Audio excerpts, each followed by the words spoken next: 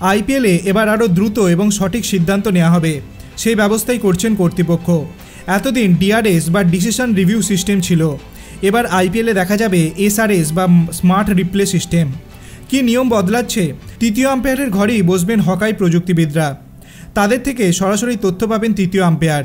এতদিন হকাই প্রযুক্তিবিদ এবং তৃতীয় আম্পায়ারের মাঝে ছিলেন সম্প্রচারক সংস্থার এক ব্যক্তি, এখন থেকে তাকে আর মাঝে রাখা হবে না।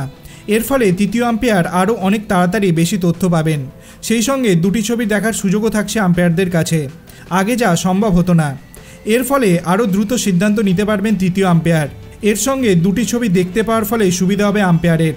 স্ট্যাম্প, ক্যাচ, রান আউট, বাউন্ডারিতে 4 বাঁচানোর কঠিন সিদ্ধান্ত নেওয়া এখন অনেক সহজ হবে বলে মনে করা হচ্ছে। সেই সঙ্গে তৃতীয় আম্পায়ার এবং হকাই প্রযুক্তিবিদদের কথাও শোনা যাবে সম্প্রচারের সময়। টি-20 ক্রিকেট একটি দ্রুতগতির খেলা, সেখানে এই প্রযুক্তি কাজে লাগলে আরও দ্রুত ম্যাচ পরিচালনা করা যাবে বলে মনে করা হচ্ছে। ইংরেজ ক্রিকেট বোর্ড দ্য 100 এই প্রযুক্তি কাজে লাগিয়েছিল। নতুন প্রযুক্তি নিয়ে ভারতীয় ক্রিকেট বোর্ড আম্পায়ারদেরও প্রশিক্ষণ দিচ্ছে। আপনার কি মনে হয়, এই প্রযুক্তি যদি আইপিএলে ব্যবহৃত হয় তাহলে কি আইপিএলের খেলা আরও দ্রুত শেষ করা যাবে? আপনার অভিমত আপনি কমেন্ট সেকশনে জানাতে পারেন। ভিডিওটি ভালো লাগলে লাইক করবেন, চ্যানেলটিকে সাবস্ক্রাইব করতে ভুলবেন না। ধন্যবাদ।